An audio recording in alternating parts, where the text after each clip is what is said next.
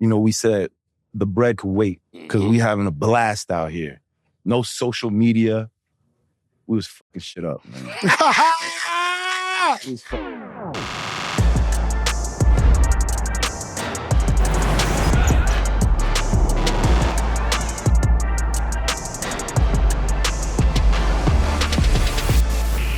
Yo, what up, y'all? This is Joe Crack, the Diggity Dawn Diggler.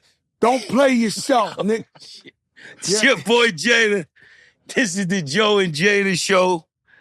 Every show legendary, every show iconic.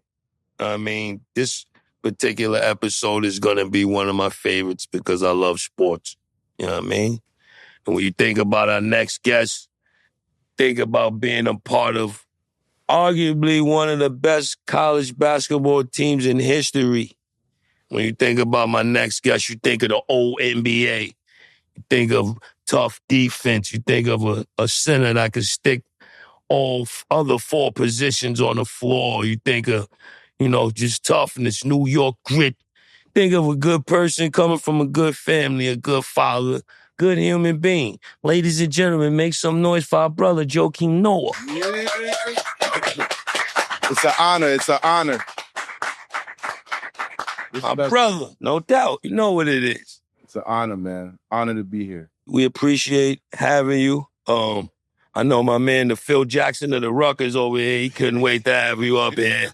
You know what I mean? You can't tell him nothing. He's the Greg Popovich of the street ball. That's right. You know? Let me explain something to you, man. They asked me... Ooh, now he got his shit mixed. Your shit is mixed with Marlon Brando now when you... Yo, where you want to explain something? No, I don't mean no shit. Brando. I don't mean no shit like that. What I'm just trying to say is just now people are starting to say, yo, y'all got too many guests on the show. What happened to just Joe and Jada? But what you do when legendary guys like this pull up and they available, we gonna put them on the Joe and Jada. First things first, anybody that's somebody that come to the city, you know where they coming. Here. That's it. Yeah, Jada, I like that shit. Anybody that come to the city. I took the plane to come and be on the show. Wow. They ain't flying into y'all shows. Even shit. I took the plane. He flew in. They talking Cam and J. Cole. I know you a fan of hip-hop. This What's your thought? The first show I walk off. Yo, why you want to walk off, kid? I want to get into this shit, man. You don't want Go ahead. You can, though. I'm not getting into shit. I'm asking you, it's a hip-hop show. What you think about this, what they saying online, who's better, Cam, J. Cole, whatever the case may be? So, for me, I moved to New York City from France in 98. To me, New York City hip-hop around that time, this shit shaped my life. You know what I mean? Like, I come to New York City, I'm talking English like this with the accent and stuff, all Frenchy, but then... Tony Parker. You know what I'm saying? On some Tony Parker shit. And then I get to New York City and the fucking hip-hop is just going nuts. Like, I'm coming from France and then all of a sudden I kiss the bitch-ass nigga. I bet the hood won't miss you, bitch-ass nigga. You know what I mean? I'm like, oh, shit. The fuck is this? So I had to learn along the way, you know what I'm saying? But that was, I love basketball. Next thing you know, I'm going uptown. I'm playing basketball with the guys. And New York, like, it shaped me. It shaped me. If I didn't have New York City, if I didn't have the hip-hop, because the street ball and the hip-hop were so connected.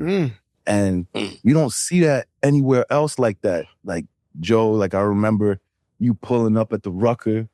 You know what I mean? You got all your guys with you. We playing you in the chip. We lost in the chip. I missed a couple free throws at the end. OT. But I had a question for you about that because this shit fucked me up. Because they called some real bullshit on me. So did you pay the refs? Definitely buttered up somebody. I need to know because this was what, like 20 years ago. Everything I earned was legit. Okay. You know what they did to me? Nancy.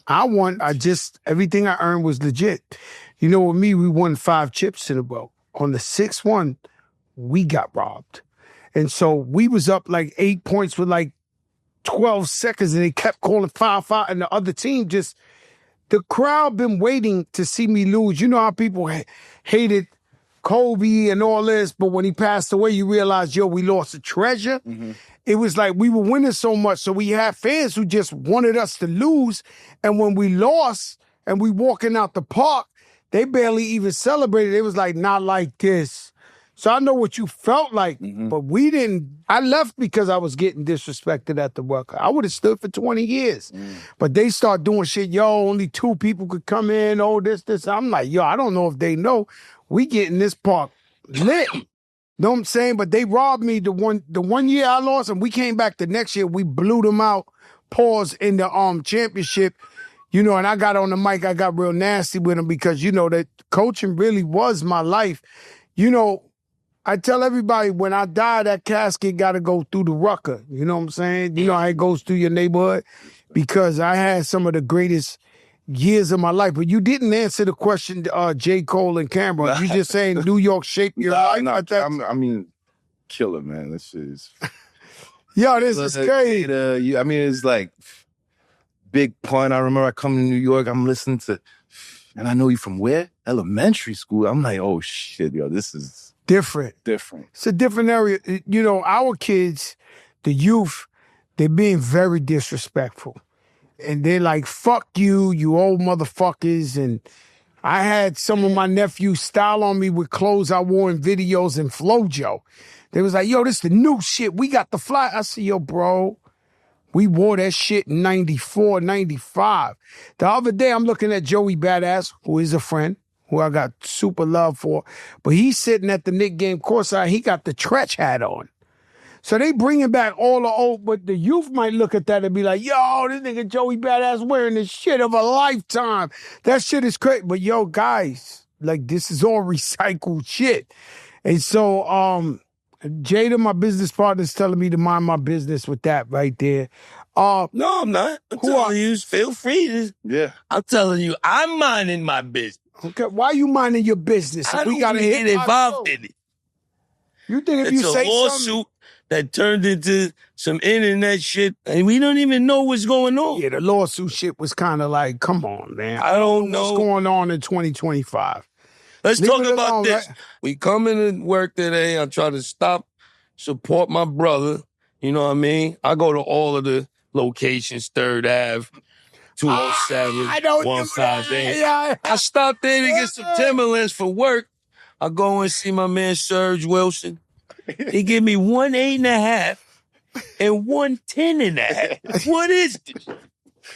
Up in NYC, a store you could trust. He sold me 1 10.5. A brand you could trust. Yo, Jada, come on now. Yo, Jada, this is global. People coming in from all across the world are up in NYC. Up in NYC. Don't embarrass us. They got everything. Yo, they gave you a 10.5 and that's a vibe. That's the oldest trick in the book. 10.5. They had to meet a quota. I must have said, yo, I need you to sell 10 pairs of Timbs today. And they gave it to Jada. They said, yo, Jada, here's a 12 and an 8. Shopping etiquette. My etiquette is so up. When the display is 11.5 and up, they don't got my size. Now, Will goes downstairs. He's taking too long. Will might have. I know they don't got it. He come back up. The box is a little bit old. And now we got it. Cash out. I get we so my good job, man. You made the quota. 1 10.5, 1 8.5. Yo, Kiss. Go to NYC. I ain't gonna lie to you. Yo, I ain't gonna lie to you, Kiss. That's legendary. That's a legendary story. You got the most sizes. Talk to me. The best everything. Who answered the phone on the show? The wire hit, baby. That's a money call. Yeah, Don't throw the flag. The wire hit. The wire hit. It's a big one, Kiss. The wire. It's a big one, biggest in my life. I Tran. I'm on the podcast. No, the wire hits. What kind of side deals you got? No side deals. It's just God bless America right now. That's I've been waiting for that shit. You know, it's so hard, man. It's so much. It's almost like weight, right? It's so hard to lose weight. It's so easy to gain. It's so hard to make money, but so easy to spend this shit. You know, we just let's not talk about no money no more. Listen, you fucking with my store up in NYC. How we treat you? What's the service in up in NYC? How do we get it? I won't say my percentage off, but I I get treated well. They treat me at home. I go in the back, use the bathroom. Wilson fucked you with the 10.5 and the 8.5. Yo, that's the oldest shit. I think they line me up because Serge telling me about his big party in Florida. Yo, listen. I'm over here talking to Serge. Wilson did the old. Kiss, I got to be honest with you, Kiss. I'm not going to lie to you. I think you've been lined up. I'm going to be honest. They lined you up. Nigga had to sell a pair of boots. He gave it the Kiss. Let me tell you something. We used to get it like that in Jew-Man. There was a store, not being offensive to nobody. Simpson Street. There was a store called Jew-Man in the Bronx that had all the fly shit. Them niggas was the king of giving you a size 8.5 and a 12. And once you leave, they be like, we sold out. So you got to pick something else. Of robbing you a few stops down on the train after you buy all your snorkels, all of that shit. I grew up in there. I would have never owned the store if it wasn't for Rose, Teddy, Sheldon, all those guys. They taught us the retail business. Simon passed away. Melvin passed away. I'll tell you one thing. I was the only guy they would say, Joe, when I open the door, you run that way as fast as possible. You see those 4 guys across the street? They're going to rob you. So I used to get my sneakers and have to run up to the train. Because I knew graffiti, I knew how to jump off the train. So if you follow me in the train and we stuck in the train, I know how in between the train to jump off. And then run back down and get the fuck up out of there. So that was my shit, the train. But yo, Jew-Man was legendary. But they got that from there. I'm sorry about that, brother. You got that. We will replace these boots right here as soon as you blink, brother. Don't worry about it. I got you. Got that. And we got my brother here. You got to tell me about them back there. It's hard to win one chip in anything. But they get 2 NCAA chips back to back. Tell us a little bit about that. Shout out to that whole team. Yeah, shout out to Coach Billy Donovan. Shout out to everybody that was involved in that. Let me hear a little something. Hall of Fame coach. Coach Donovan just got in the Hall of Fame. Yep, I was there with AI, so I was able to be in the building and speech. It was dope. Yeah, man. Yeah. Super dope. Shout out my man Brewski, Al Horford, Dwayne Green, Bristofer. We had a squad, man. And after we win the chip, they was like, it's time to go to the league. But we was having so much fun, that we came back again. That's crazy. There's not a lot of guys who say no to the No. There was no NIL. Collectively, though. We could all come back. Yeah, that was fire. No. So, no bread on the table, just going out there and just handling the business. These are my best friends. You know what I mean? So I remember even going to the league, it wasn't like guys weren't even happy to go to the league. We was having so much fun. He was missing that camaraderie of that. Yeah. That's the shit about basketball. It's like the chemistry. Everybody want to talk about stats and the top guy in this, but when you have good chemistry on that court, you can't take that shit for granted. You might never have that shit again. Oof. You know what I'm saying? So, and that goes for everything. That's not just basketball. That's just life. You know what I'm saying? You got to treat your people right and take care and protect that because that shit is fragile. You know what I'm saying? So I cherish those times, man. I'm proud the fact that, we said the bread could wait because we having a blast out here. No social media. We was fucking shit up, man. You motherfuckers, y'all ain't go to the same school with Aaron Hernandez, right? We did. It did. Man, that boy was busting his hammer out there on the complex. He was going crazy. Yo, Aaron Hernandez, you know him? He was in the same dorm. Oh. Same dorm. You're lucky y'all never stepped on his cleat. Yo, Kiss, hold up. Kiss. Oh, shit. Oh, shit. So you in the same place with Aaron Hernandez? Yes. Did you know he was bugged out like that? Nobody did. Not like that. Not like that. When I saw it, I was like, yo. He said he killed the motherfucker on the campus. Shot him in the eye. Y'all can't have, no, we can't. It's a sad story, man. Listen, I got my man John Beeson. What's John Beeson's stats, Rich? John Beeson was on every All-Star team, everything on the Giants, probably the greatest player of fucking UAM. He told me Aaron Hernandez would be on the line. You know when they be on the line? He'd be like, nigga, I'll kill you, nigga.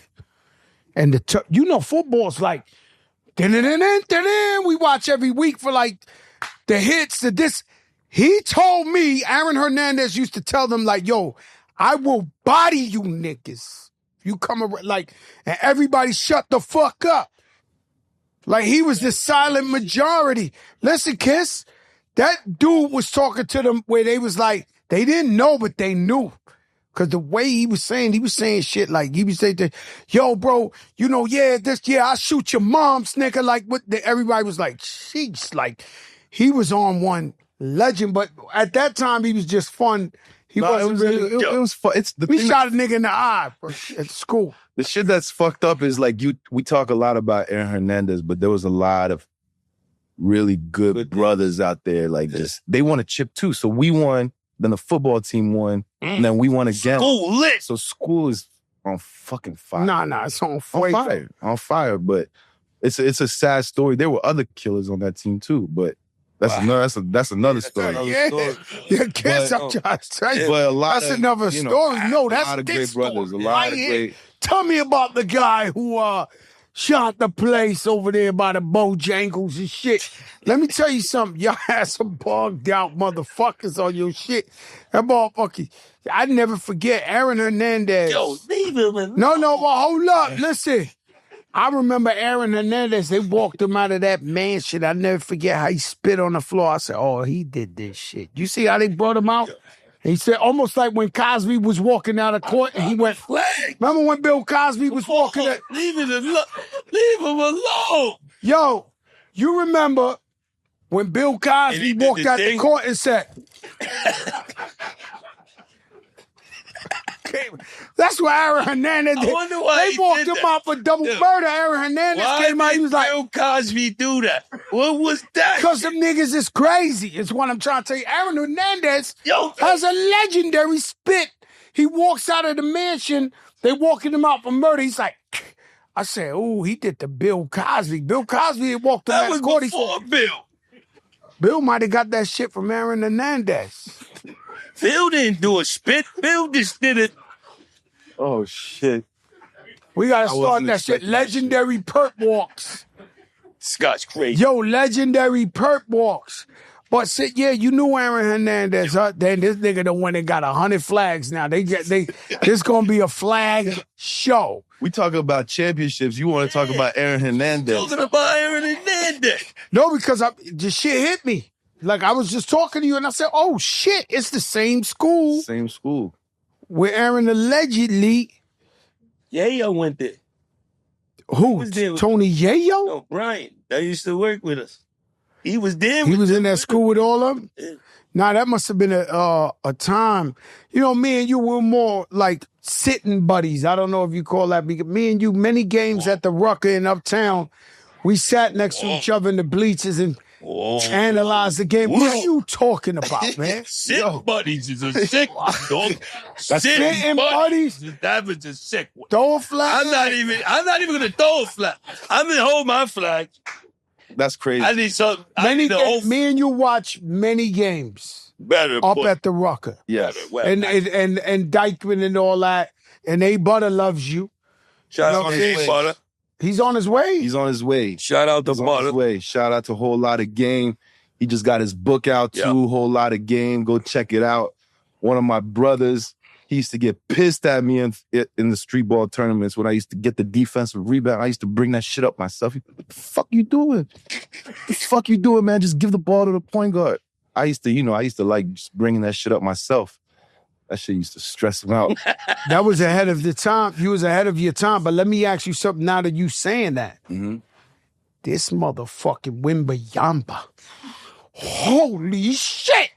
What the fuck is wrong with Wembanyama? I seen him cross a dude 4 times crossing him to death. Nigga 7 what?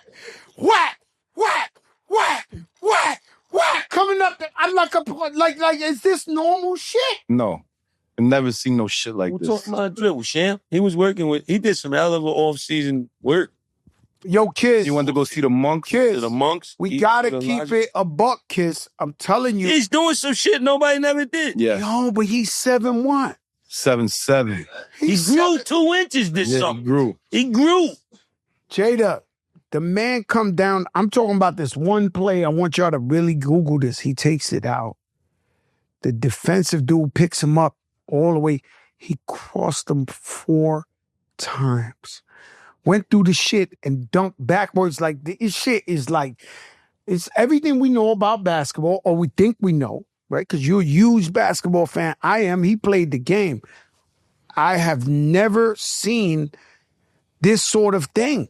Like, this is crazy for 7-7. A little bit of gripe with the new way of basketball, like the stretch floor. I do too. I like the old uses of the big man. Bumping bodies, pause. Go down on the block. That's me. I mean, I can't do it. The way I coach, okay, the way I coach is I will embarrass you. Yo. Because all I want to do is win. So if you're a dude that you want to do, I will call timeout, and I will, in front of the whole crowd, stand on the spot and say, here, this is where I want you here, and pass him the ball right here. He's a big man. I want him to score. He don't do it. I'll call a timeout again. I'll walk right in the spot in front of the whole fucking park. I want it here. Here. Like, I'm not playing. I'm not like Coach Mike Brown. I sat next to him. God bless him. He's a great coach, but I'm not cool with, hey, buddy, thanks for he's too cool. Hey, Mike, do you, that's not what I do. I'm Bobby Knight of the coach and shit. You're a big guy. You are not finessing your way out of here. You're going to have to bump and grind, pause, and fucking go to and I can't do that. I cannot. Everybody got to play their position and do what they got to do. And I don't care about, because the one thing I noticed about coaching is you could be the most athletic person in the world, but you could be dumb as fuck. Yeah, you need dumb. You need an IQ. Bro. Who was the big guy on your team, Joe? Rest in peace. Panda. Strickland. Oh, rest in peace. Should have been in the fucking. Hey, let's finish breakfast. He used to dominate that. He broke my heart. He came and he played for Jay-Z. Shout out to The Rock. He broke Strick. They swiped through. Yes. They tried to get Kareem Reed, too. They gave Kareem a duffel bag and he stood with the BX. And we still brothers to 20 years later. I go like this. Look, that Strick, finish your breakfast about me. It's about Terror Squad, Fat Joe. Finish your breakfast, this, that. That's what that Strick line is about. That dude went, and I love Strick every time I pass this. So when I come from Jersey, Strick used to live in them tall buildings on 181st that's over the highway. Every day I come down here to Manhattan, I think of Strick every day of my life. He was so talented, and he was like, what was he like? Sabonis. Who's the guy who used to pass the big Sabonis. Sabonis. The father. He did the pop. He had that Sabonis. Arvidas. Yeah. You know what I used to love about Strick, though? I remember coming to my first time in the park. I'm like, holy shit, we at Kingdom.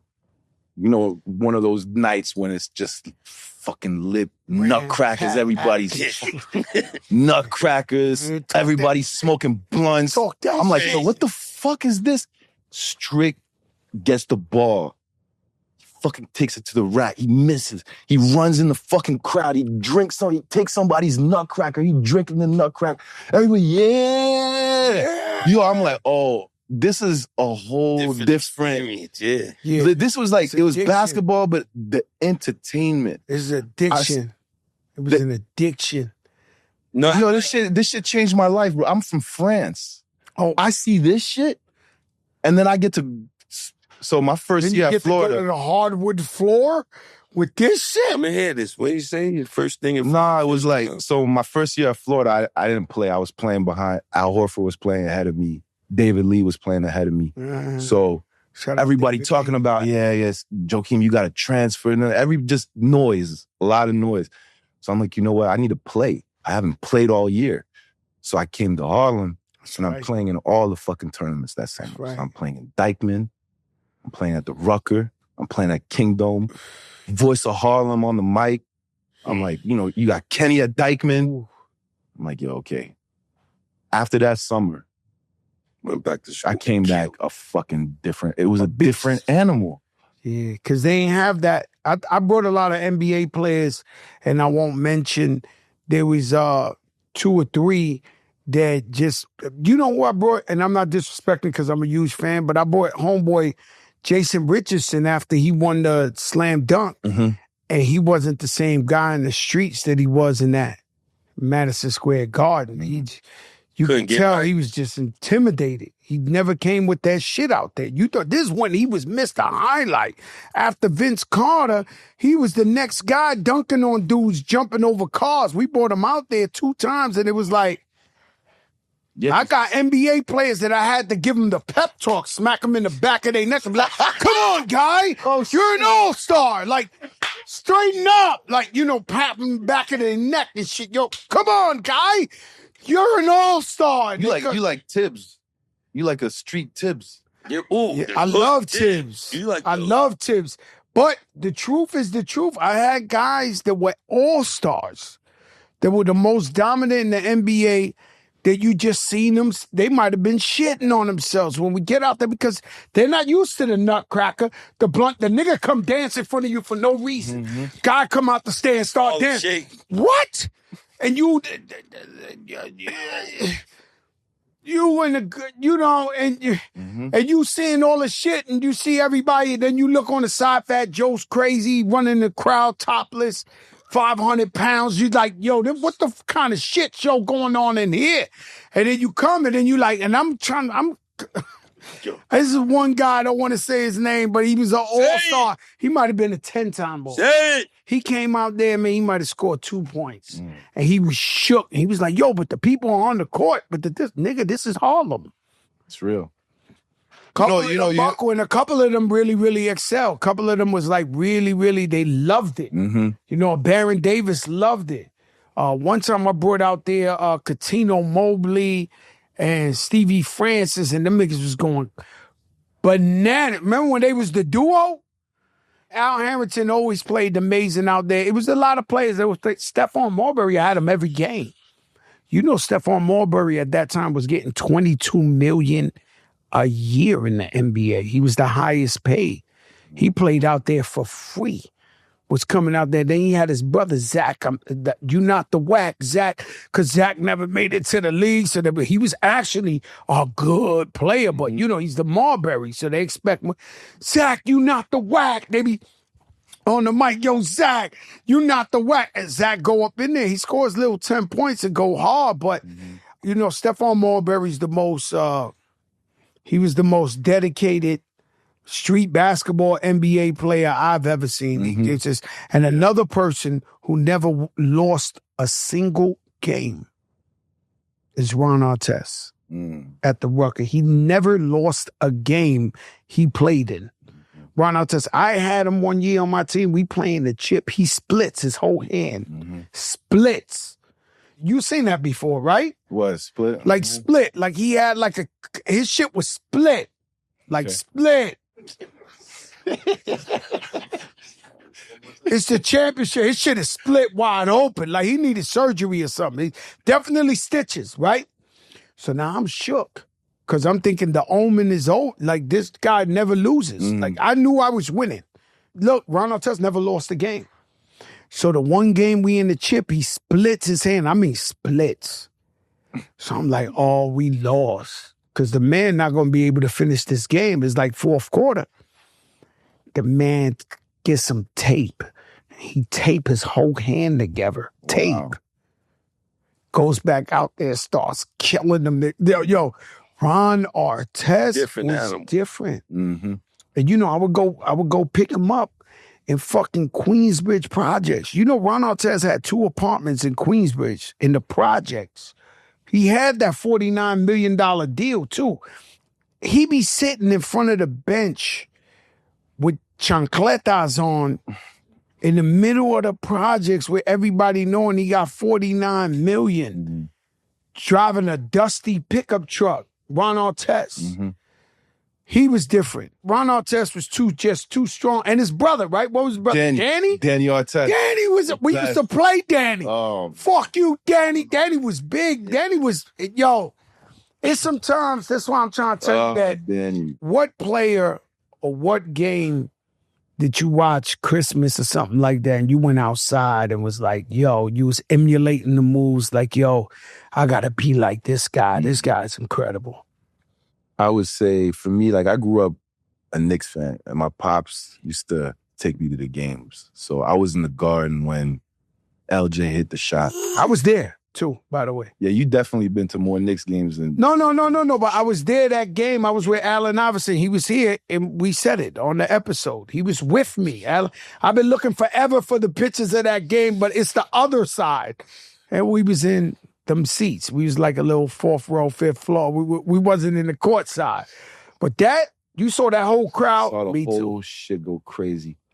So, but you know, it's like when you're a kid, you just watching all the games, you watching all like it was still VCR and shit. Like, so I had all the Magic Johnson tapes. Black and I'm white. watching, I wasn't black and white. It wasn't. No, I'm an old nigga. I used to watch Honeymooners black and white. Honeymooners only came on in black and white. Now they got the colored version now.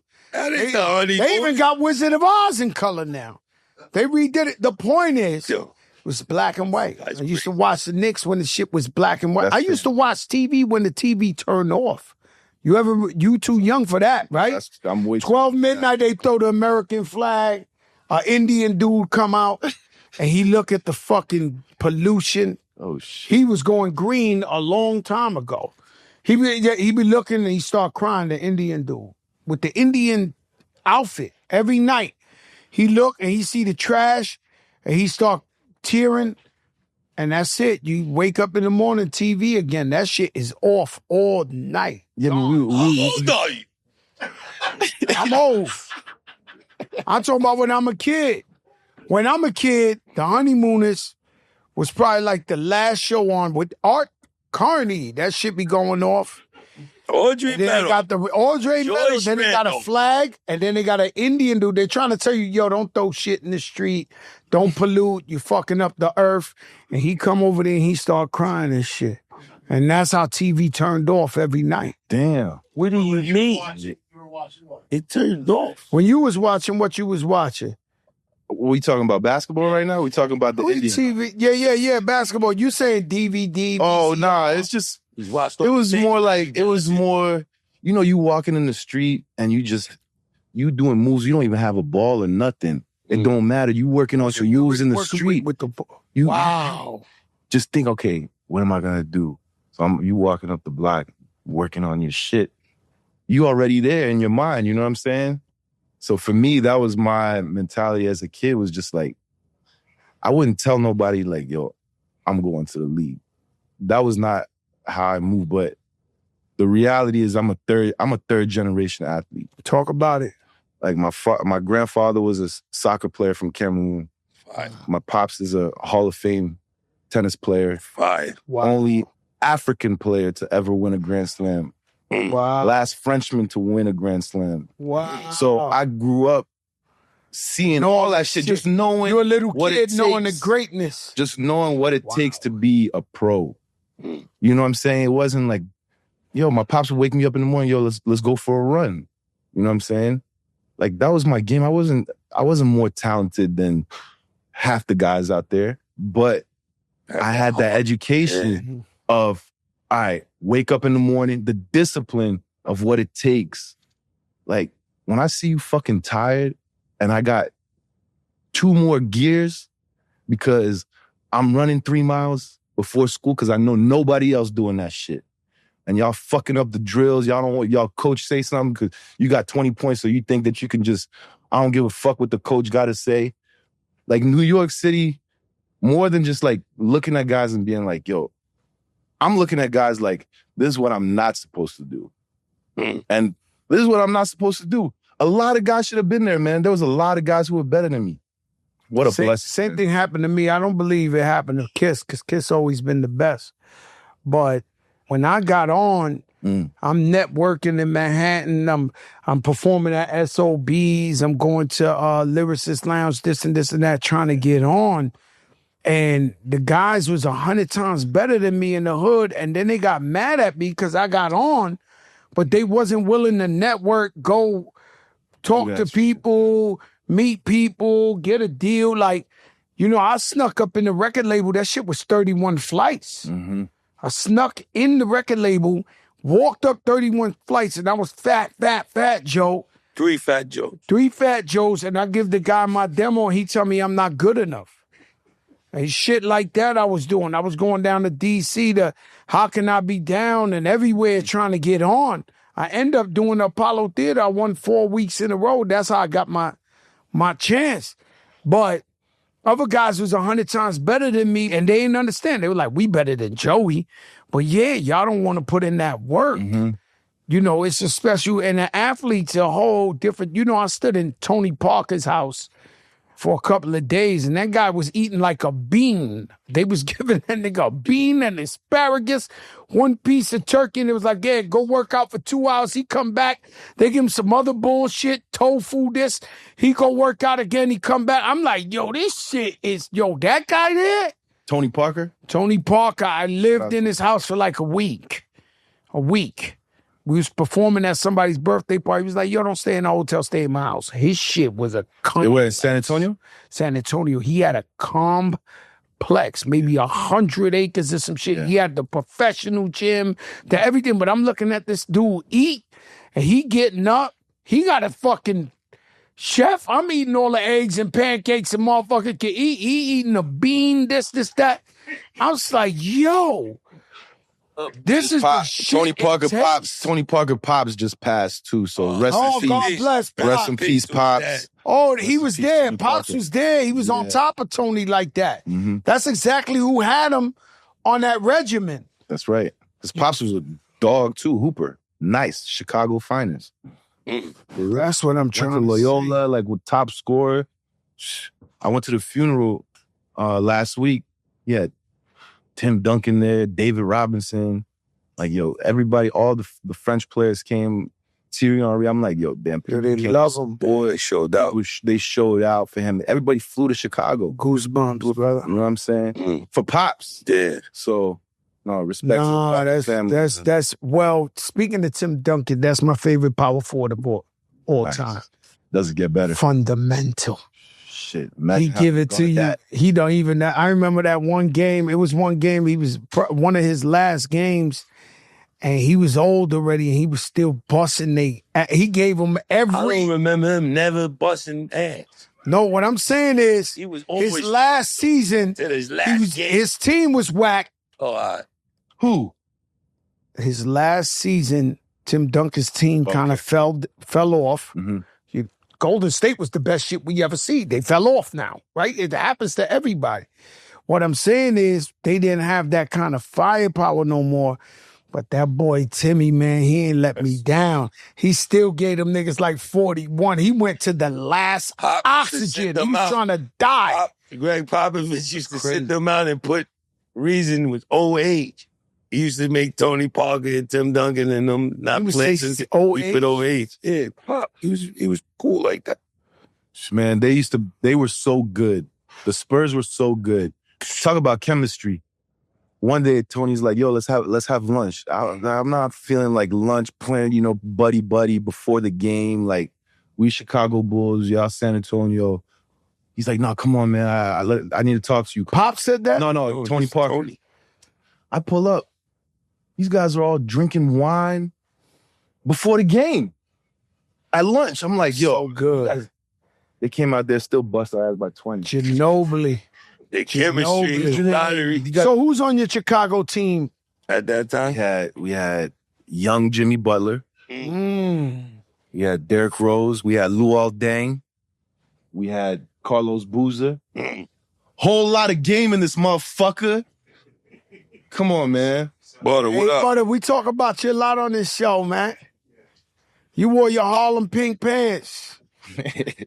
You got your Harlem pink pants. Whole lot of game in the building. Whole lot of game, Adrian. Yo, so you have a young Jimmy Butler. Young Derrick Rose. Derrick Rose. Oh. We had, it's too bad, man, because we were right there, man.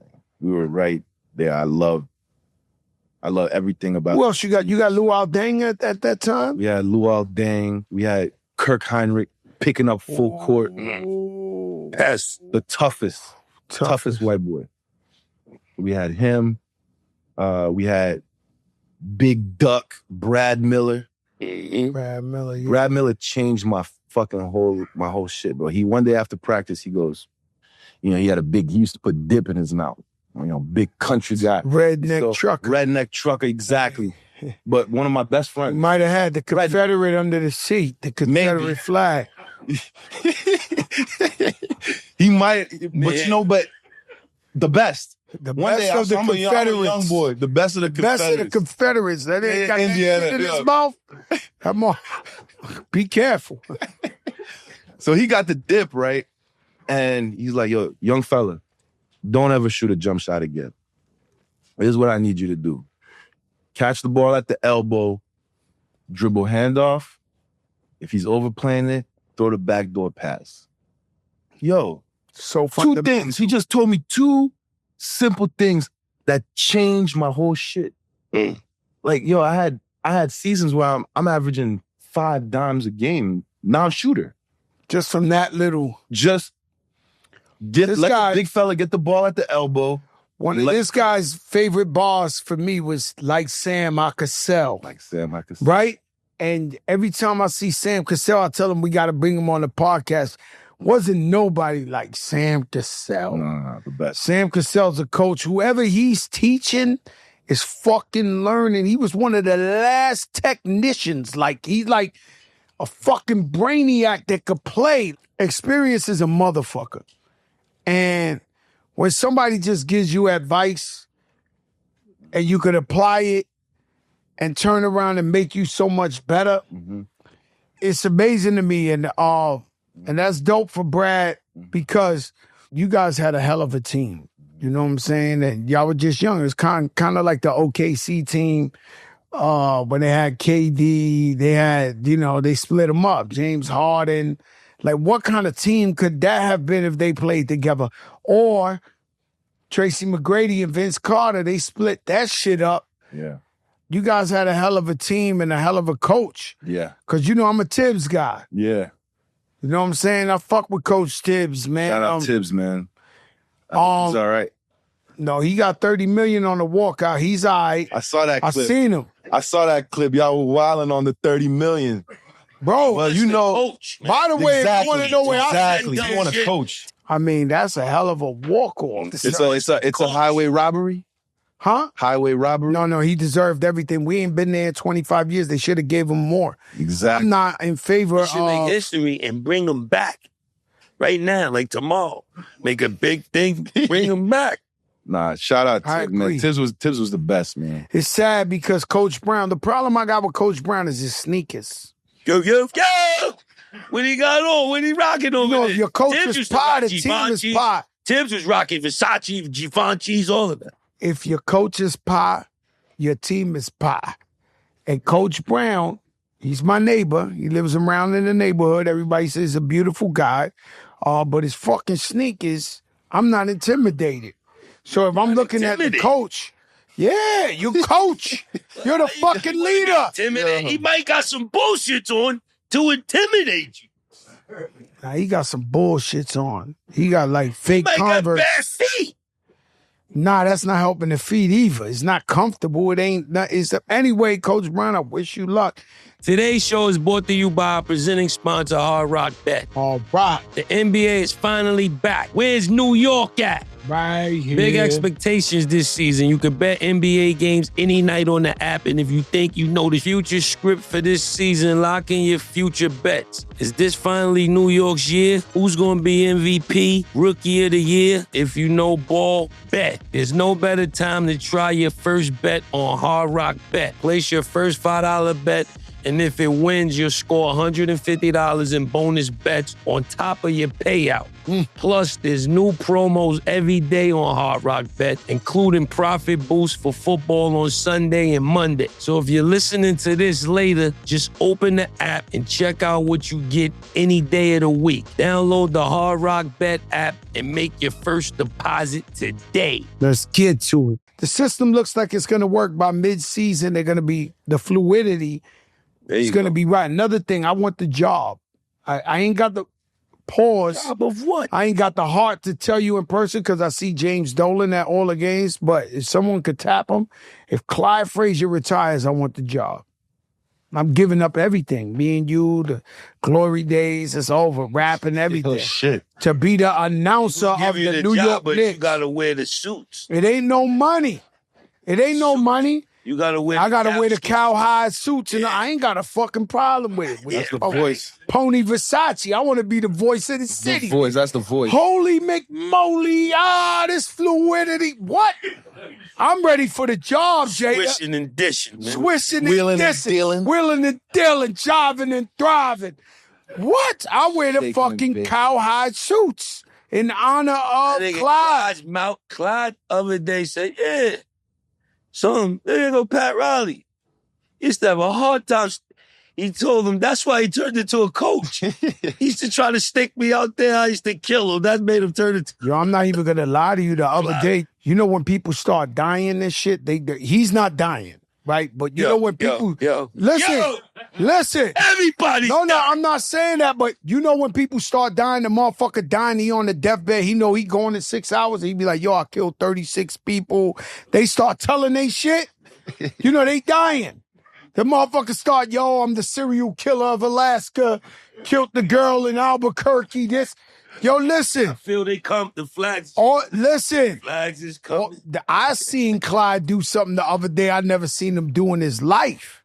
He straight up said, I'm the best Knick, the greatest Knick of all time. Clyde don't brag like that. I seen him on the interview. No, he said that. With those lyrics, I'm the greatest Knick of all time. Clyde Frazier. I never heard him say that in all them years. He said that recently, and there's rumors he might be retiring. And that man was like, yeah, Clyde Frazier, the greatest Knick of all time. He won the chip. He won the chip, man. Yeah. No, he won. I heard he used to clean his Rolls Royce with a chinchilla and all. As he deserves it. Off his Rolls Royce. As he deserves it. I'm with that. You understand what I'm saying? I'm with you. Live a life, man. You work hard. You deserve to do whatever the fuck you want to do. If it's legal, you want to wipe your car with a chinchilla, wipe your car, do whatever. Ain't nobody give you shit. You work for it. So whatever makes you happy. What's your man, Jared Jeffries? Remember on the Knicks? Was he Jared Jeffries, the light-skinned dude? Yeah. He told me his first check, he cashed it out all cash and threw it in the bathtub and slept in the money. Jared Jeffries. This motherfucker crazy. Yo, that nigga told me that shit. I was like, what?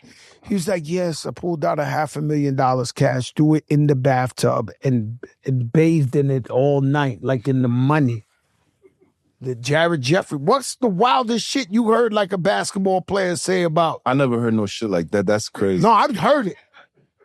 We were playing Boston, and we went to dinner with Boston and the Knicks. I was up there in Boston, and they was all saying crazy shit. Like, they were saying crazy shit. The ball players, they were young. They were saying, you know, he said he bathed in it. I can't tell you the other shit. I'm really in trouble if I talk about these. No, I think the league now, it changed a lot, man.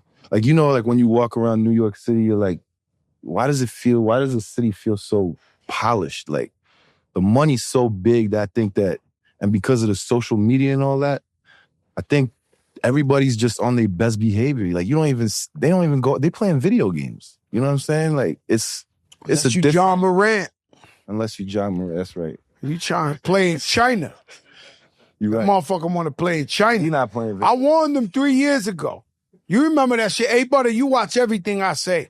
A-Butta, I warned him 3 years ago. I told him, bro, you going to China. Coach from over the water that plays 30 minutes. He's not used to playing a little bit of minutes. So he has the right. Stands there with the shades. That got nothing to do with he ain't. His pops is drunk. He ain't bothering nobody. He's sitting there getting drinking. Stephon Marbury went from $22 million a year, the biggest player in the game, to China. 97 times since then. They'll fucking throw you in China or Yugoslavia, my nigga. Don't care how nice you is. You're not bigger than the program. Fall in line or you're going to fall by the wayside. Tell me about it. That's right or wrong. I lived it. I lived it here. I got kicked off the Knicks in the middle of the winter. I don't even have a job anymore. How'd that happen? That was good. That was a good question. How they happen? Yeah, Jada rarely wants to know, but that was a good one, Jada. Corny horny. Who was corny horny? Hornacek. Oh, Hornacek. Jeff Hornacek? Yeah. What happened with him? He didn't fuck with me, man. So he Corny. ran up on me like he wanted to fight me. That's what happened. But look, at the end of the day, I'll take my part. When I was on the Knicks, I wasn't right. Like, I just got Fuck it, no. This is a fucking movie. This is a movie. I'm a free agent, but I got hurt the year before. I remember full shoulder reconstruction. So I do my surgery at HSS. That's right? the best place. So I get the surgery, popping, like, I'm taking the pills for the surgery, like Percocets. Like, I'm walking in the streets, but I'm a free agent. So I'm walking in these streets, everybody, yo, Joakim, you coming home? What's up? I get the call from Phil Jackson a week before free agency. I'm coming to New York. This shit is like dream come true shit. Yes. But I'm already on my injuries piling up. I hate that. It's the worst. You know what I'm saying? I'm fucking ready. This is like dream come true shit, and I'm not right mentally. I'm in New York. The streets is calling. You know what I mean? I got a coach who don't fuck with me. Make It Rain's number one about that time. Make It Rain. Make It Rain was hot. That was Make It Rain was hot. Make It Rain was hot. And it's also, you got to understand, when you playing in the NBA, the amount of money you make, it's on the ticker. Like, I remember being in the club when I signed my deal with the Knicks.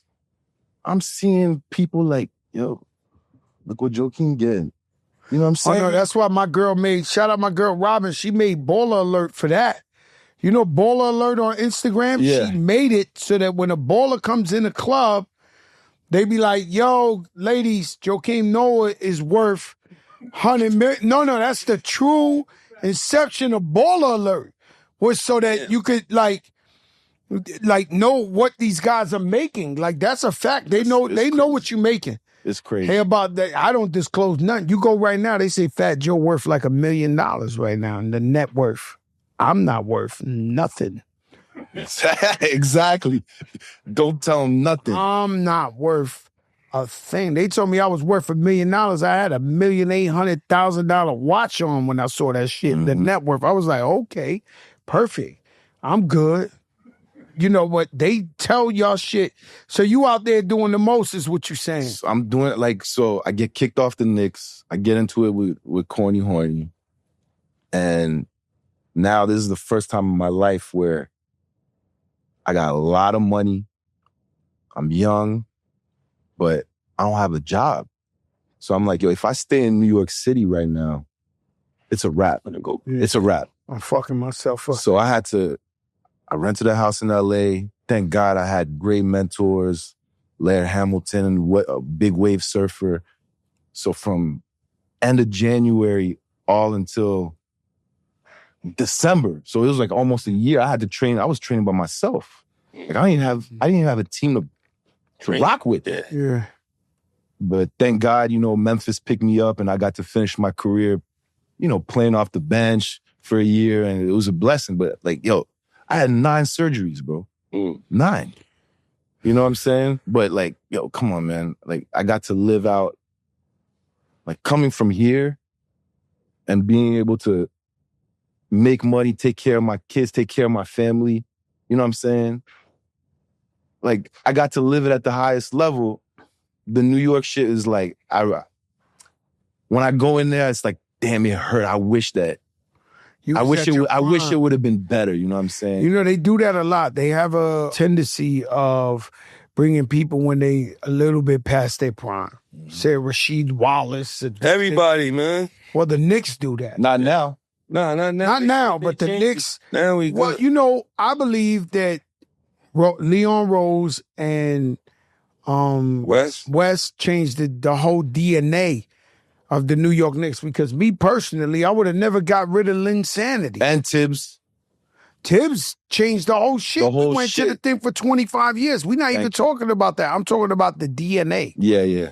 Right? I forgot what happened. Somebody who's playing on the Knicks now, when the Knicks read up his contract, I couldn't believe it. As a Knicks fan, we always lose the nigga once they get nice. They go and they brought him back. I said, oh, they finally changing the DNA. Yeah. You know, like Linsanity. I wouldn't have got rid of Linsanity. He was must-see TV. The man was on fire. Why wouldn't you bring the brother back? I didn't even understand. A lot of moves they were making, they wouldn't pick Ron Artest because he was from New York. They was bypassing New York players, like homegrown, born. The Knicks had 30 years of trading away niggas that turned out to be incredible everywhere they went. Rod Strickland, Mark Jackson, everybody. But one of the reasons they were doing that was they answered is please too close to home. So I'm telling you, just from a fan, I felt like they didn't want Ron Artest in his prime. They didn't want these guys because they from the city. They had a mentality of, no, they too close to home. It's They're a real be out thing. of control. It's a real thing. That's a real thing. What by the way, it is, from the outside in, it's on the individual. You know he's going outside. You know J.R. Smith's going outside. Brunson and Hart is in the library in Westchester, chilling out, eating wings and candlelight. Is this diff is on the Well, that's great. the thing? It's great that we got some players that want to Thank stay God. at home and do they thank God. Thank God. You know, because I used to hate going to the man. strip club and seeing the star of the shit in there throwing money. I'd be like, yo, this shit crazy. These motherfuckers, what? But in that same token, Mason and them was outside and it still was winning. This nigga Zion got like 32 strippers pregnant. Oh, shit. I'd be really fucking mad. Yo. Oh, man, come on. Yo, I would be really pissed if I was the fan of this shit. And Zion, my guy, I want him to play the greatest. I wanted him to be, that's the last guy I begged Strippers is to be a fucking... 32's a lot. sick. 32's a lot. Yeah. Listen, you know, that's the Fat Joe, you know what I'm saying? But I don't mean it like that. I don't want to... 30. Yo, Zion, I don't want to... I love you, Zion, man. I'm a fan of your game when you're healthy. You say you love him after saying he got 32 baby strippers. I know I would be really mad if I went to every strip club and Zion was in there. And he's unhealthy and this and this. I'd be really pissed. And I went through that with the Knicks a lot. What's my man? He got shot in the knee. Clee Anthony outside Starlets. They fixed him bad. That was disgusting, though. Any street nigga who had something to do with that, you know that was disrespect, bro. The man, an athlete, you shoot him in his kneecap. It couldn't have been that serious. But They should have gave it up. gave what up? Whatever they wanted. Oh, so they was robbing him and he... That's fucked up. They just didn't like his knees. That was personal. They didn't like his shit. Nah, that was personal. They shot him in his knee. That ain't had nothing to do with no robbery. Just me, Fat Joe, criminal, theology 101. That was bigger than a robbery. They shot him in the knee. He was fucking somebody girl. Robbery. They shot him in the... I'm telling you, what must have happened. I don't know the facts. They not robbing the dude, shooting him in his knee. He was fucking somebody bitch. And they said, you know what? This is the third warning. That's fucked up. Chaguito gave it to him. Chaquito. I'm telling you. But anyway, You need to go back to the Rucker, man. I can't do it. Adrian be trying to get me, A-Butta trying to get me out there all the time. I can't do it. I would take the whole summer off. I wouldn't make a dollar. I'm number one, okay? You could keep all your flags. You want to keep your flags or you want to throw them? I'm number one in America. Westlove is number one in America. White America's begging to give me money. And I'd be like, yo, the whole summer's off. I got to coach. And me, I'm a different coach. A-Butta's right here, one of my greatest players of all time. Yes, After sir. the game, what we do? We go eat steaks, rice and beans, and lobsters, and it was a family. Before the game, we stretch together. I get on the floor. I'm all in. But my shit, you know what's crazy? I went to Harvard yesterday, and I gave a lecture. Thank you in Harvard. But one of the best parts of the movie Malcolm X is when some white girl come up to him and says, I understand my ancestors was wrong. I know we wrong. What can I do? He said, you can't do nothing for me, mama. You can't. I'm sorry. You know what I'm saying?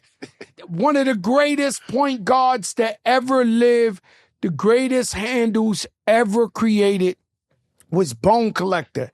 And he came up to me one summer and we coming in the park and then we giving out the Terror Squad jersey. He says, Joe, my whole life, I want to win a chip. Yo, Joe. He said, how can I join? I said, you, my friend, cannot join the team. He was like looking at me. He had the greatest handle in the universe. And I was like, you don't want to win a championship. You want individual achievement. And people didn't realize the rule was once we up by 20, then play the game, alley-oop, act stupid. But I want fucking to win. I'm going in there to win. And we play basic basketball till we blowing you out. Now we do the tricks. Know what I'm saying, A-Butta? They didn't understand that. We walking up in there to win. We had blue collars. Tell me some of the big guys. We had DP, the Beast. Remember the Beast? Oh, my God. BJ the Beast? Oh, my God. BJ, he had abnormal strength. And he didn't want no limelight. He didn't want nothing. Who's the coach from Syracuse now? He played for us. Adrian Autry. Adrian Autry never bothered nobody. He played his team. He threw the backpack on and took the train and got out of there. He never hung out. There's guys like that. What was my man? It was the Preacher. These are guys you'll never say their name. We couldn't win these chips without these guys. These guys got all the rebounds, made the right block at the right time. And God, we had guys that went in there to really win. Who's like, yo, we gonna win a chip. It ain't just about the, you know what I'm saying? And so, we're gonna get to that, but it wasn't about that. And we, Good times. Wow. Derrick Rose, right? We had G Herbo up here.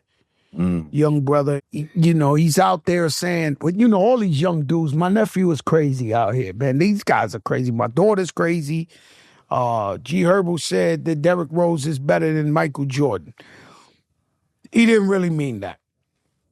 And so what he's just saying, in his era when he grew up, he watched him in high school. How you gonna say he didn't mean that? How you know what he meant? He didn't mean that.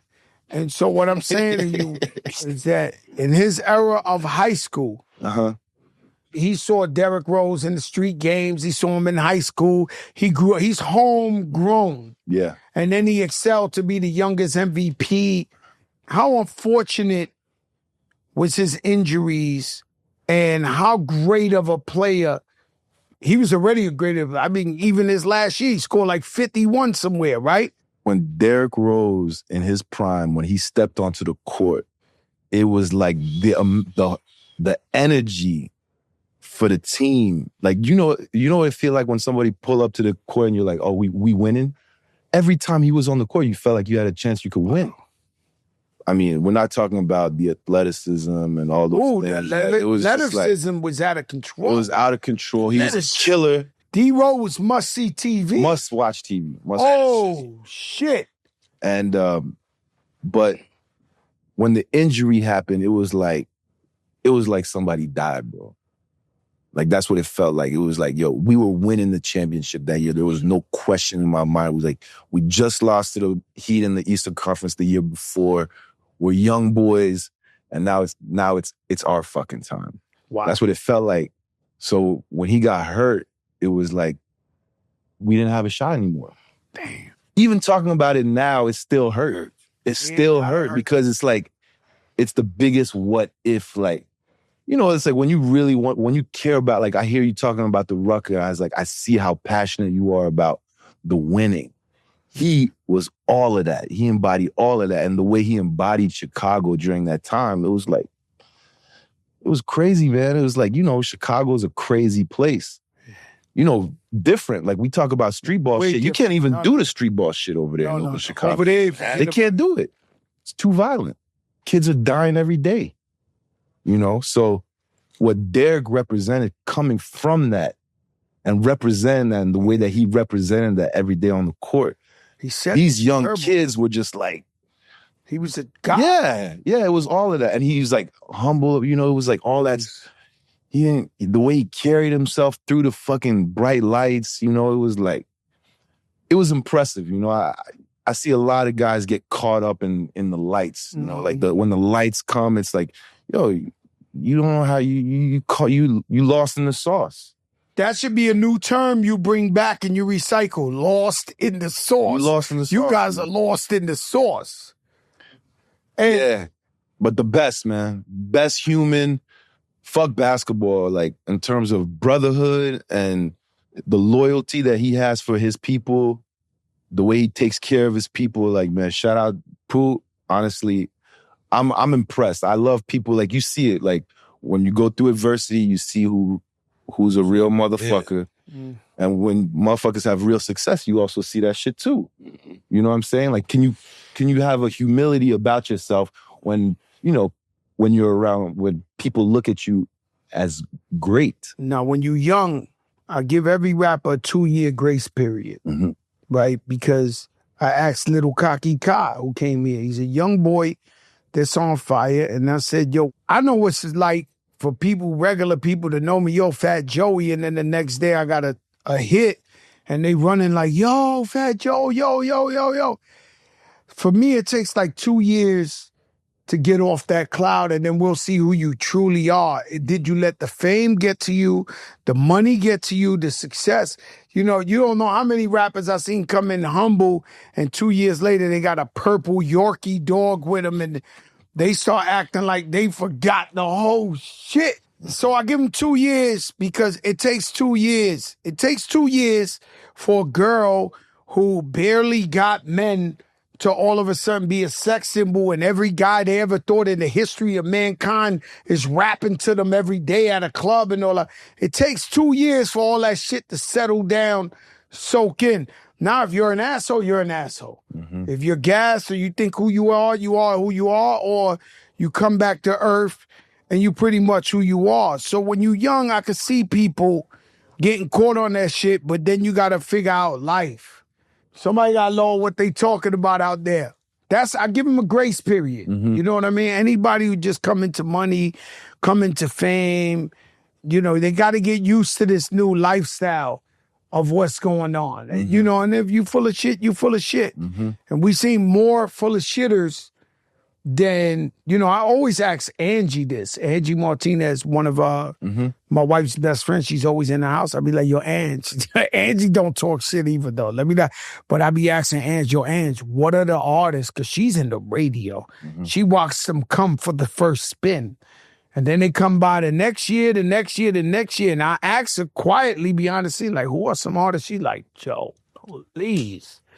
If you even start to believe the shit that I seen on the radio of how people switched up and they get caught up in the fame, the lights, the money. But one thing that bugs me out about athletes, you the man, college, you the man, NBA, the crowd is screaming for you, you walk in.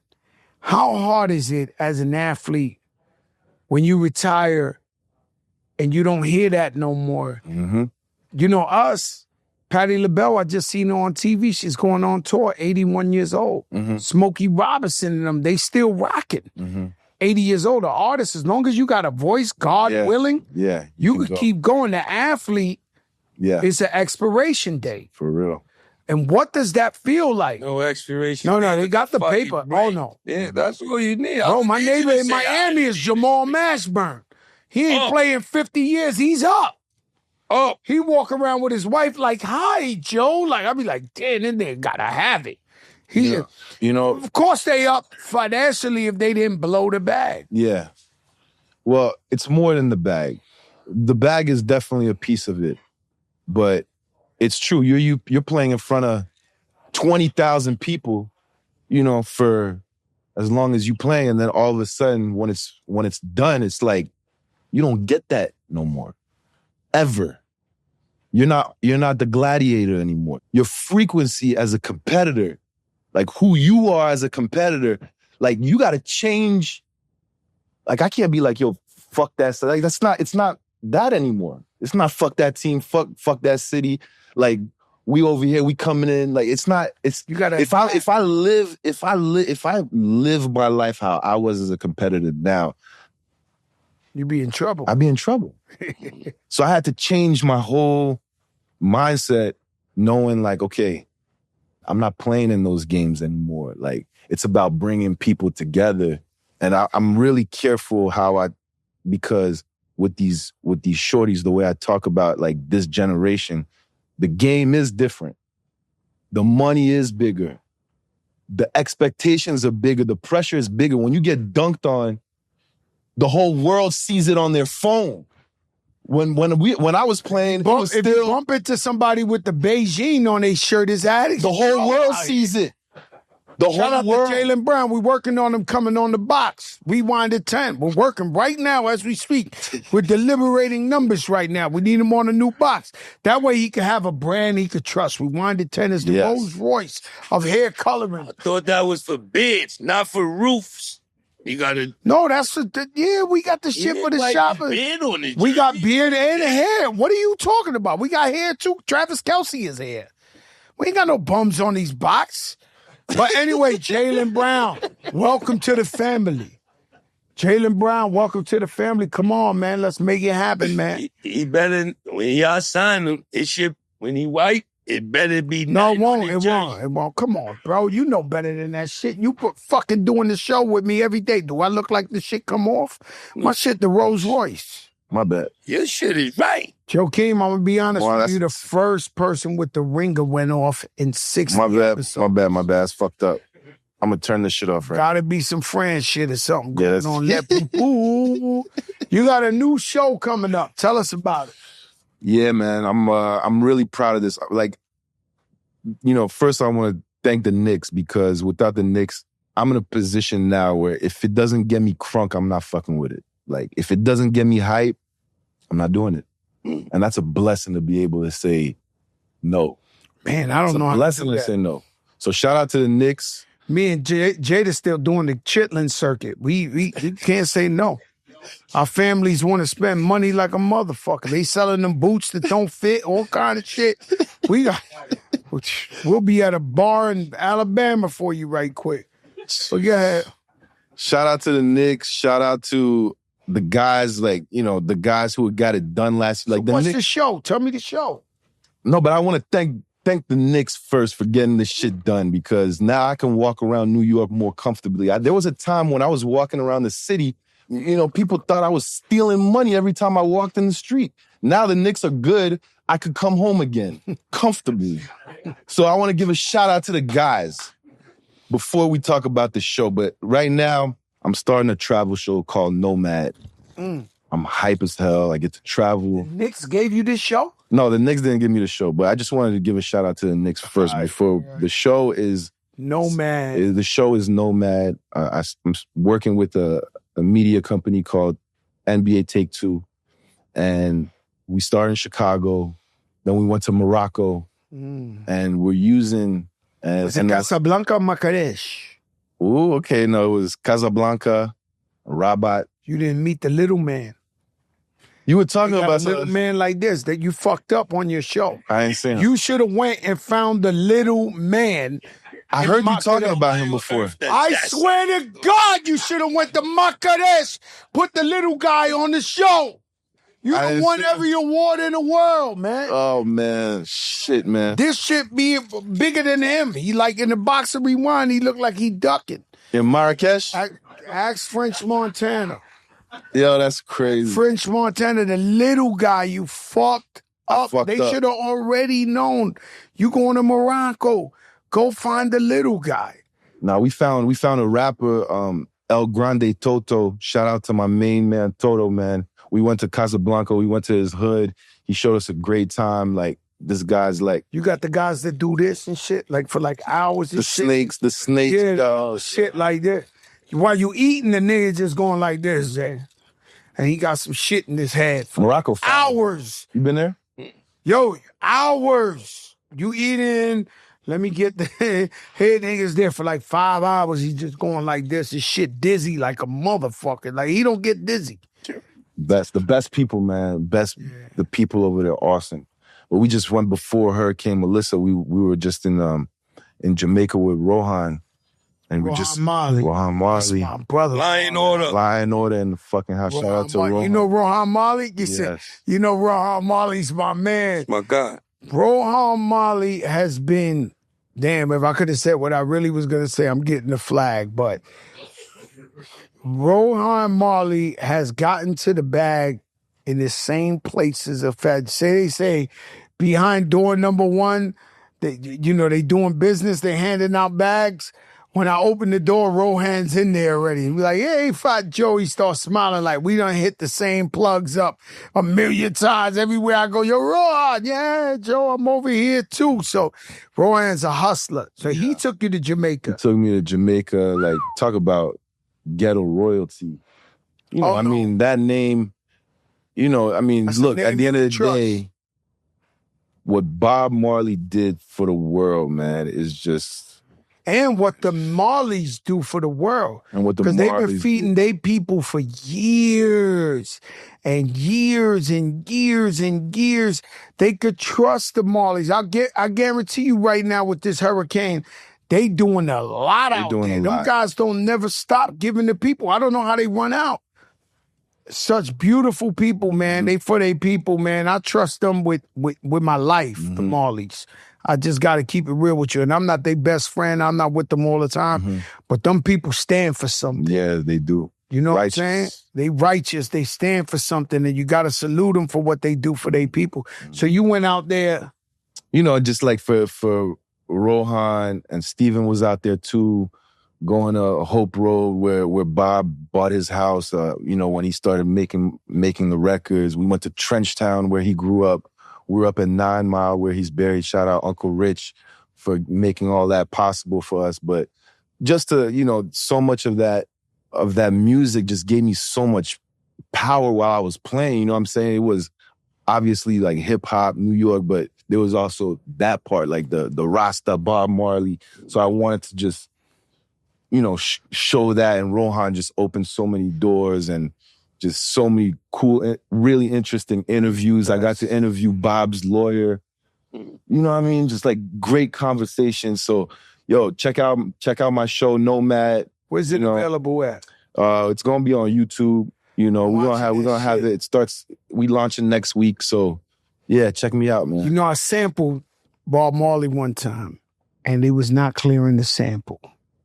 And me, I send the yard man, the Rasta, DJ Khaled, to the Marley complex.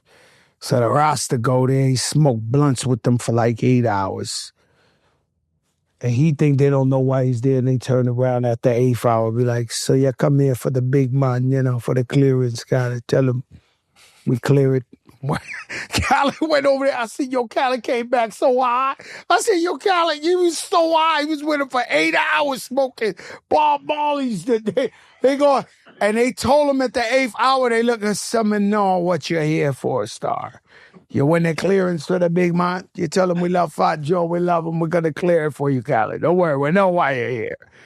And he get up out of there. These people, great people, man. And you got that. I got that. Man, I watched that movie on Bob Marley a couple of times. I went to the movie theater like 2-3 times to see that shit. But I'm looking forward to your show. I love shows like that. My man who died, Michael K. Bourdain. Oh, no. Bourdain too. Bourdain. But Michael K. with the scar. Yes. Omar. Oh, Omar man. from The Wire, but what's his real name? Michael Williams. Michael K. Williams. He had a show like that too that was really, really dope. And I like that because, I watched this brother. I really got to get your name. I've watched you. I know you don't know, but Fat Joe watches you all the time. It's a show on YouTube where the man go to Africa. He go to Cuba. He go to Colombia. I'm learning so much about the world watching this dude, black brother. He goes abroad, and there's a whole black community in Colombia. He all African, Spanish speaking, and he up in there to Choco. He in Cuba. He in Cape Verde. That's beautiful. He in Puerto Rico. He in Santo Domingo. This guy go all over, and I watch him to learn the real. Like they go into the town and they're not just glorifying the bad shit or the this, they just showing you what it is. They come with a juice. This is a juice from here. This is the meal from over here and this. And I learned so much from this guy on YouTube. I'm going to find out his name because I said to myself, I got to big this guy up. Not that he needs me because he's doing great on there, but I love watching shit like that and learning. And I might go to Cape Verde now because I seen that episode and it was such beautiful water and beautiful flowers. You know, I'm into the flowers and the water and everything. But that's his name? Kamori Martin is his name? You sure I got the right one? Show me his picture. I don't want to give the wrong guy props. Because there's a lot of them. There's a lot dope, of them. Man. I didn't know that Omar had a show like that. Oh, yeah, he did. And he was almost like, what's that channel? Nah, this ain't the guy I'm talking about. Nah, it was a different guy. This shit. This ain't the guy. My guy ain't got no money like this. This guy got fancy suits and all that. My guy's a regular guy. 9 to 5. He go out there and he make it happen. He ain't the one. Shout out Hard Rock Bet. You want to bet on the games and all that. NBA predictions this year. You jump out the window, future. Who you think gonna take the East? Who you think gonna take the West? Who gonna win the chip? Rookie of the year, defensive. Just early, you know it's still. All right, so East, the Knicks got to take it this year. They got to take the East. We ain't disagreeing with that one, baby. The Knicks got to take it. This is the year. But, you know. Who? Say no more. I'm with you. Who? So, and then in the West is tricky, but I think it's still early. I like the Rockets. Amen. It's too bad that point guard Van Fleet. Fred VanVleet got hurt. Cleve. Yo, he called him Van. Crucial.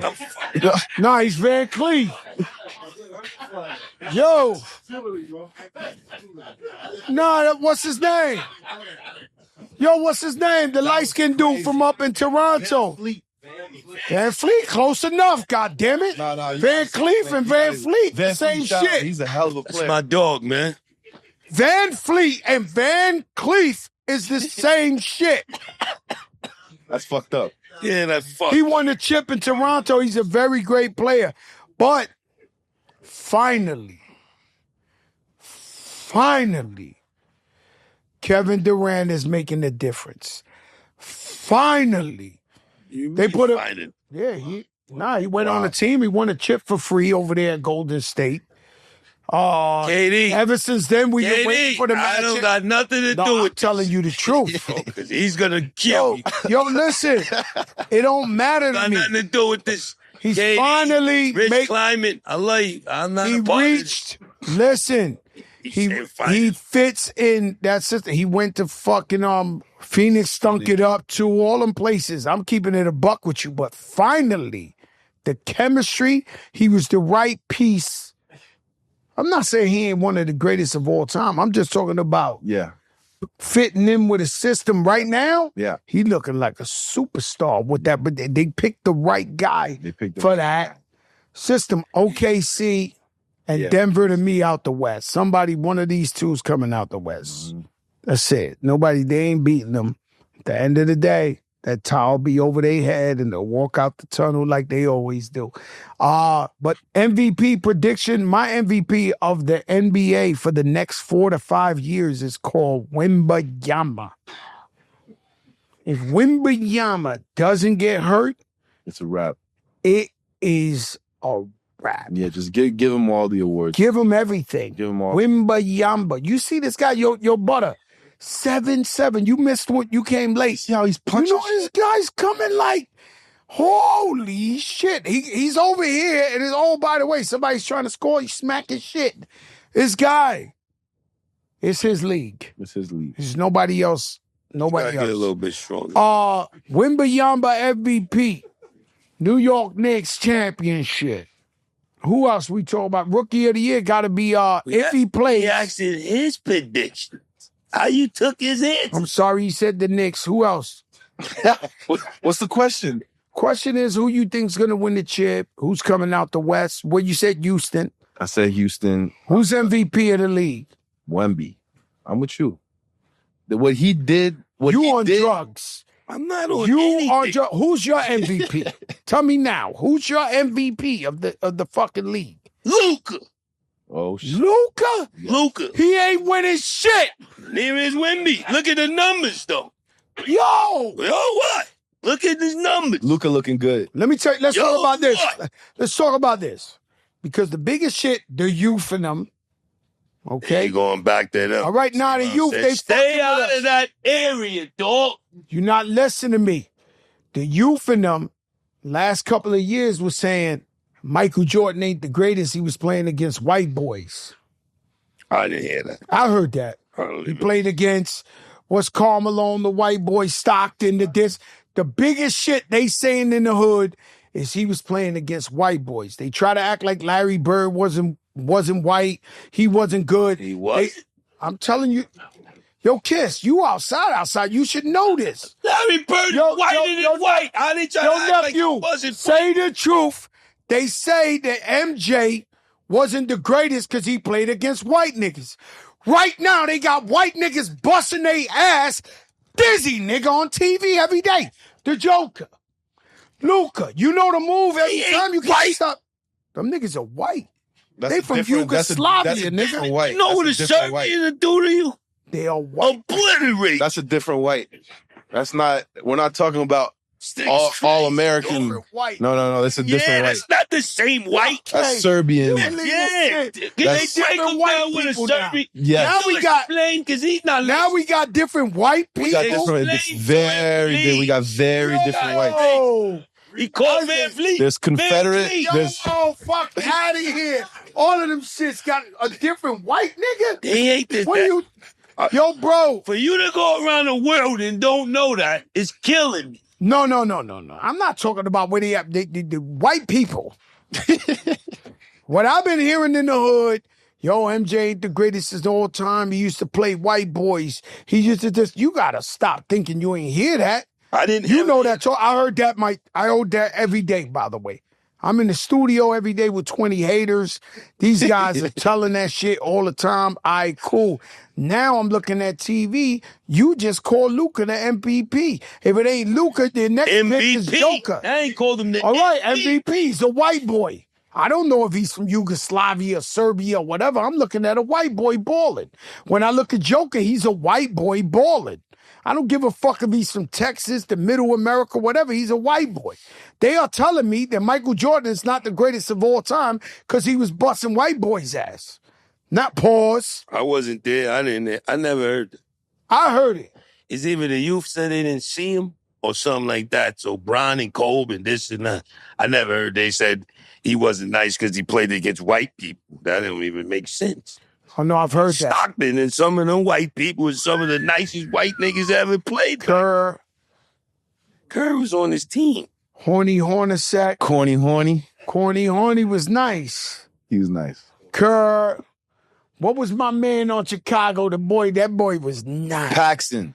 Paxton was nice, but no, what's the other guy? Tony Kukoc. He's a regular white guy too, right? Ooh.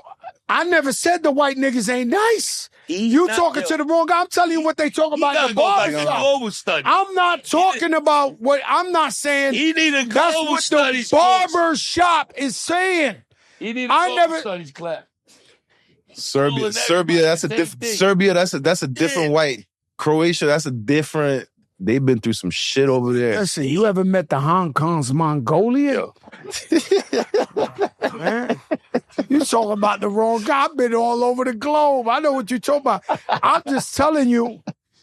All right, let's talk Rookie of the Year. I'm giving it to the white boy if he ball like he's supposed to. Cooper. Who you giving it to? VJ Edgecombe doing work. He ain't getting the same kind of publicity, but he fucking dominating right now. He's nice, but I like Cooper. I like Coop. DJ Khaled had a rule. DJ Khaled was already rich. And he DJ on a thing in the radio. I don't give a fuck if he had the flu, the mumps, the whatever. He would not take a day off DJing. Because he always told me, yo, there's somebody more hungry than me. He said, somebody gonna come out here and DJ so crazy and they're gonna take my slot. Mm-hmm. And LeBron caught a little sciatica and let Reaves and them boys go. Oh, And them niggas out here scoring 51. Damn. This shit. What do y'all want me to do? This is why this is the #1 podcast. We don't hide this shit. LeBron fucked up. I am telling you he might be on the trading block now. Without him knowing, okay, you don't think so? They're not doing that, Jada. Jada. Okay. No. Okay. Can I speak my piece? Go ahead. Can I speak my piece? Of course. Can I speak? No. LeBron's on the trading block. LeBron ain't on no damn trading block, dog. He ain't never getting They traded. let these guys go who's getting $2 right. He's never getting traded. Okay, can I say something? They We're scored gonna have 50. Rich Paul up here next week. So what? All right. So what? That same that's minute. cool. But I'm gonna Trade tell him in him. his face. He ain't You no think damn I'm trade scared of Rich Paul? It's not about being Are you scared. fucking crazy? It's about saying something stupid. His Bron's on the I'm not trading saying block. nothing stupid. I'm telling you that I'm gonna ask him because You just said he was on the trading block. LeBron Like you spoke fucked to up. somebody. LeBron took a couple of days off, and did you know that Austin Reaves could score 51 points and 40 points a game? Did you know? You've been watching He all the didn't games. know. Did you know? Well, hello. We know now. So you rather have LeBron is You know is who 40 years LeBron old. is, dog. So you think they'd rather lose with LeBron just to have LeBron? Because if LeBron come and try to take the game over, it's a wrap. Same old Lakers. This shit they running right now, it's a new Lakers. Can I speak? If 8 LeBron games. don't come in Can there, I speak? play his It's position. 8 games. it's 8 games. What Bron is in right now is one of the teams when he wins the chip. He don't got to do that much. He don't got to do shit. LeBron was doing everything when he was winning the chip. No, what teams you was watching? LeBron He always was have the playing teams. 5 people. No, that's young LeBron. I'm talking after he's got with Wade and Bosh and everybody else, he gets the teams where he can save his gears to the playoffs. They can hold it like they're doing now. When they engage, it's something you can't Fat live Joe early prediction, shoot me, whatever, fuck the comments up, this, that. LeBron James is getting traded by the LA Lakers. Soon as he go better out get there a whole new and stink phone. it up, my nigga. You gotta get Soon a whole as he new go phone. out there and Yo, stink Rick, it up. You better get Remember him a I whole new told you, phone. that They're gonna boy be able to gone. call him. He's Your gone. phone is about to. His phone is gonna catch on fire. He's gone, brother. He showed it. Bro, I don't got nothing to do with Yo, listen. I love you, Maverick, Listen. Rich, He let the chin out. Savannah, everybody. I don't got nothing to do He with poked his chin out. He ain't getting He traded. poked his chin out. They gonna, Marlon Brando gonna come back from the death and shit. And all them Jack Nicholsons and all them Said guys. Bron's getting And they're gonna be like, yo, we don't. I'm trying to tell you. Let them sit out of 2 more weeks and let them kids keep scoring 50-something. Come back in the game and them niggas is scoring 12 points, running behind Braun You and just keep talk losing. about Jeremy They're not Lin a doing that. minute ago. 5 games to 82 games is a big difference, The dog. Knicks traded Patrick Ewing. Chicago Bulls traded Who? Scottie Yeah, Pippen. not Michael Jordan. Michael Jordan went Kobe to Washington. never traded. He left. Yo, these He teams didn't don't trade give him to a Washington. fuck. These teams, if it's something, This is awesome. listen, Man, you Oh, if shit. it's something, kinda crazy. Oh, if it's shit. something, You bugging, dog. You tweaking right now. if it's something the NBA has taught you, it is 0 to no loyalty. You haven't been watching. When the it's your NBA. time, It's the NBA, and then there's LeBron. Have you been watching? that's what you thinking. All right. And I'm trying to tell You you, act like you haven't been watching what he's doing. that's what you thinking. Could you answer my question? That's what you What thinking. was it? How powerful is he thus far? To say little sciatic. How powerful has he been? Not no more. I'm telling you right now. They put the young boys on the floor. Weak, dog. All right? He can get Austin Reaves out of here right now. No, he can't. I bet you. No, he can't. Not no more. Sorry. Sorry. Not right now, baby. Not right now, baby. I'm a LeBron You fan. don't see that white lady? I'm She's a on LeBron- his chest. Giddy. With her homework. They ain't touching Austin Reaves. Breaking news. Didn't even know Austin Reaves. Breaking news. It ain't Woj no more. Ain't It ain't Woj no more. Do it for All right. 20-something years. Okay. He That got don't 20 matter. years Don't of matter. being great. No matter. They don't just get fit. Fat Joe sold millions of records, walked in Atlantic one day, they took the poster down and it was T.I., nigga. You got it They still didn't take his poster down. You got this fucked up. You bugging. Your day comes. You bugging. He poked his cheek out. He got the most Let points. them see. He You think I'm crazy? You gonna see. He passed Kareem. Okay. That's all I'm going to tell you. They ain't going to disrespect him like that. 20 more games. 20 more. Yo, we talking about the shit viral. Okay? Two-time fella. I know how the shit go up. Stop. I know how this go. Let him roll, because they're going to fry his ass for this one anyway. Two-time let him I know shit. I know how it go they up. Kill him. Don't stop me. He got to leave in the middle of a process of elimination. You think these guys are scared to talk like this? Get the gizatrons out of this nigga. Oh, shit. When this comes on, yo, they're going to kill. It came a time. I'm not crazy. You are crazy. K, I was 21 years old, about 22. I walked in the Apollo Theater. I got a rope chain on. Hold up. I walked in the Apollo Theater. I got a rope chain on. Pause. I see a guy from the back. His neck is this big. He turned around and I said, holy shit. That's Mike Tyson. It's Iron Mike. 6 years later, Kenneth Johnson was knocking him out. It ain't the same shit.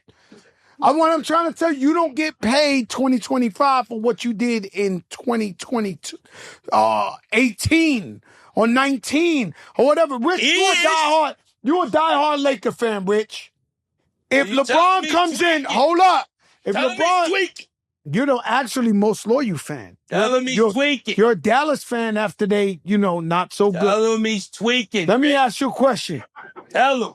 LeBron comes in 20 games. They keep going. 20 games, Austin Reaves, 51. The other dudes playing. LeBron come back and start that shit. And y'all keep losing and y'all can't do it no more. It's the old LeBron. Yo, we got to understand this, the that. Coach going to trade him? He got the coach. He picked the coach. Who's going to trade him? It's a new day. Who the fuck's going to trade him, Rich? It's a new day. They ain't going to trade him. He didn't even play yet. Let him play. Yeah, he didn't even play a game. He got him traded. He put him on the block. He didn't even see what he's going to do. It's not even the first quarter. They traded everybody in history. They didn't trade LeBron. Okay. They didn't trade Jordan. They didn't trade Kobe. It's mad niggas they didn't trade. Yeah, that's LeBron ain't a Laker. They traded him to replace LeBron. When LeBron hangs it up, it goes back to Akron. He ain't a Laker like Kobe. When it's all said and done, that fucking Raptor, that shit going up in Cleveland. It ain't going up in the Lakers. At other cities, dog. He's LeBron. He did something nobody did. Business-wise, all of that shit. God bless LeBron. But they're not going to trade him. God bless LeBron. I did a show with him on Stars. He gave me the opportunity. Can't even trade him, man. You're a legend. I'm out of here. He can't even trade him. He can't get traded. You saying that with one boot on. He can't get traded. Pull out on two-time fella. Can he get... Yeah, what are you talking about? He's on the trading. Okay. He can't fucking get traded. He can't get traded. He protected himself. He can't get traded. Good. How about that? Man, they really mad now. Them Lakers, Genie Bus looking at this shit.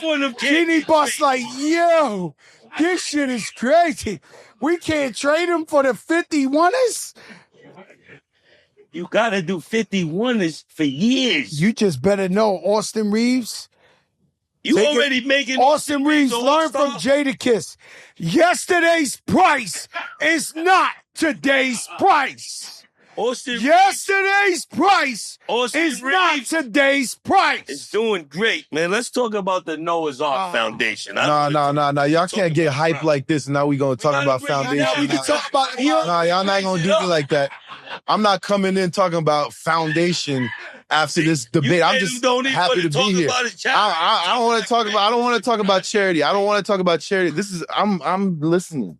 This is awesome. I came on a podcast, but I love this shit. Like, I love this shit. Yeah. I love this shit.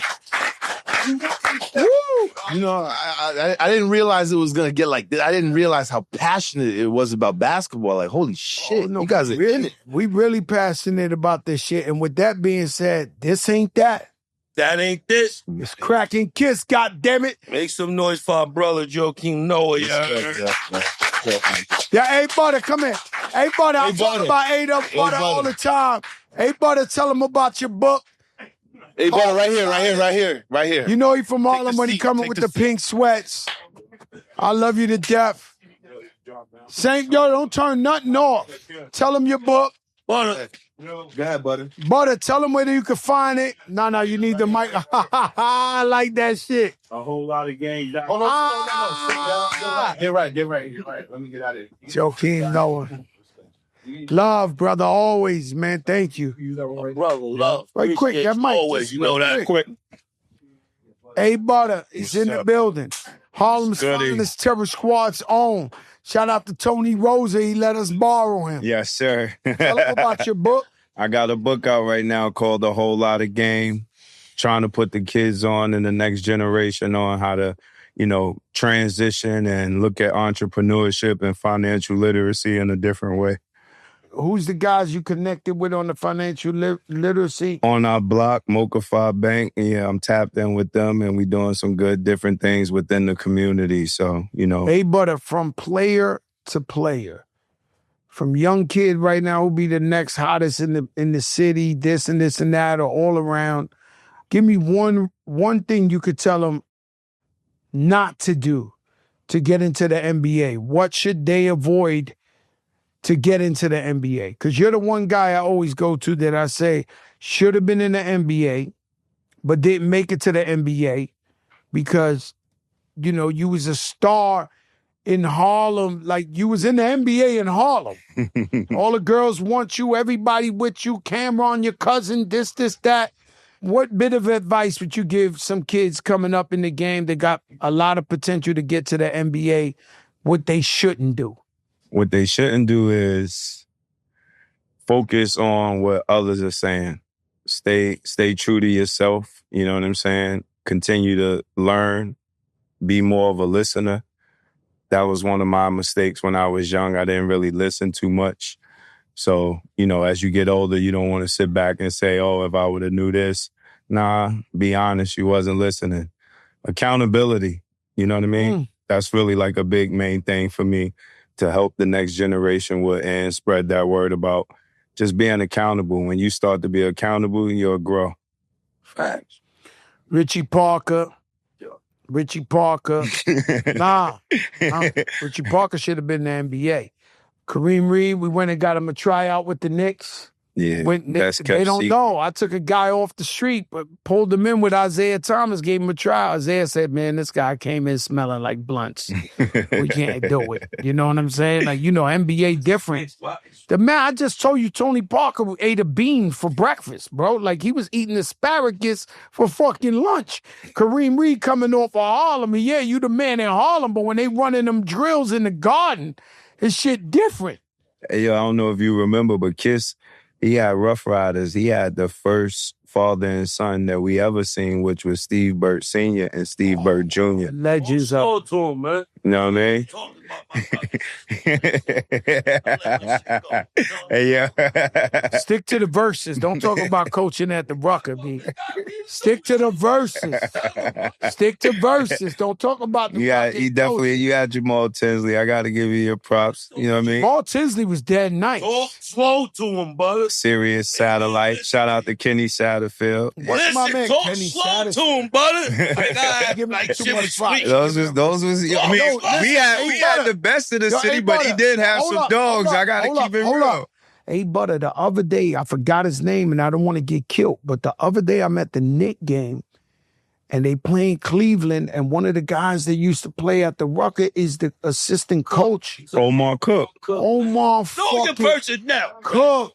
Holy shit. Let me tell you something. I grabbed him. This is not a mistake. Listen to me, Joakim. I watched him in the street. When he see you don't know his name, he gonna be mad. No. Listen, I'm fried. Niggas know I'm fried. I don't remember my name. I'm keeping it real with you. When this man came up to say what's up to Fat Joe. I almost cried, bro. I looked at him and I said, you the coach? He said, yo, I'm the coach. I was like, congratulations, man. God bless you, man.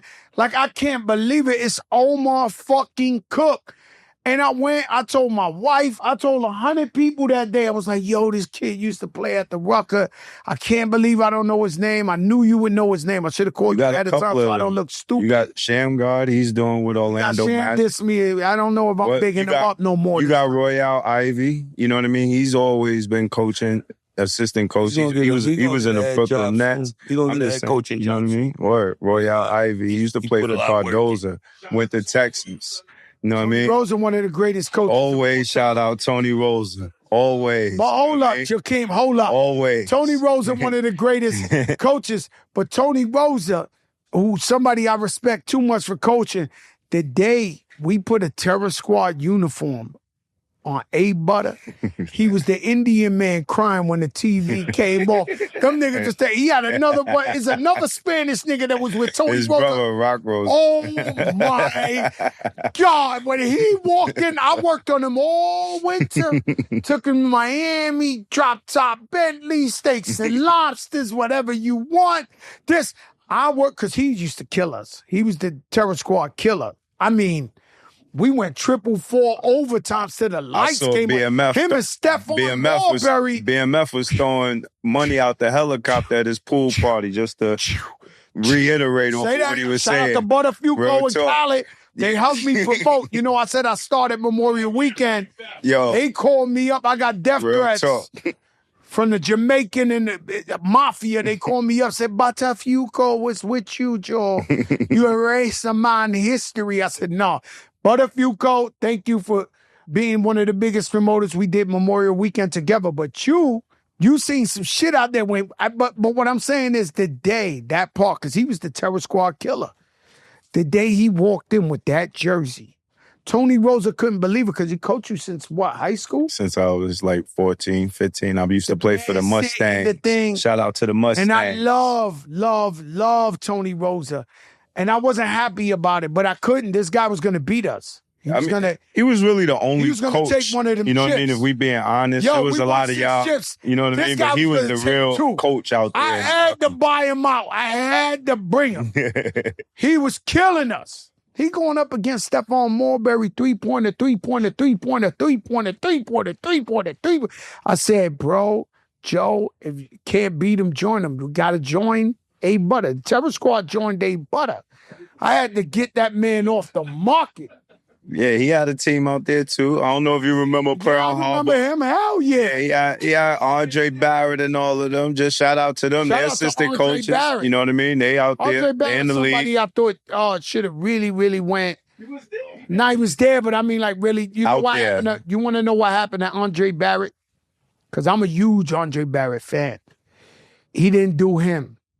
So he came in the league and he was doing what they told him to do, pass the ball, this, that. I was waiting for him to do him. And so he was such a company guy. He brought him in, but he never did him. And if he would have did him, he would have had a longer career in the NBA. How proud of us was this Skip Tebow? Skip Tebow caught a check too, huh? He caught a real fucking check. Where, in Houston? Houston. Skip is probably the greatest story straight out of Rucker. In Rucker history and streetball history. He's the one guy that I seen doing it. Remember the year we had Skip? He came and played. That's when he won the championship. Again, three other guys I got to go up against to make sure I play. Look. Out, and Skip was like, that crowd could, and he passed it to Steph. And Steph used to do that shit where he go low and do some shit. It was almost like Matrix. Remember that shit? The way he used to So drink. that's how he used to come in. Then they pass it to Ream. Ream do the circle up. Like, it was just too much. It was too much. It was like Camelot, my nigga, royalty. We had too many more. One day we put Stephon with AI out there. They was killing. One day we had a game with Stephon and AI. They were the two best point Kerry guards. Thompson, shout out the natural controller. You know what I mean? I got to make sure, rest in peace to Greg Marius and Ali Mo. Man, you know Greg Marius, a man of honor. We can't talk bad in the Rock Nation building. But anybody else would have found a way to give that game to Jay-Z and Rock Nation or cancel it or this. The man said, yo, Fat Joe and them won. That took a lot of heart for that man to say that. You know what I'm saying? So shout out Greg Marius. I also went when he was passing away. He was there. I went to the hospital. He requested me to go there. And man, what a good man, bro. What a great man. Greg Marius and the whole family. Peace, y'all. This ain't that. That ain't this. It's A-Butta and Crack and Kiss. Oh, down. Let's go. Put the music from MASH on right now. Oh! Hell yeah. Yo. Patreon. We're here. Subscribe for the free We'll first. give you a few for free. Then we gonna give you that. Yo. Yo.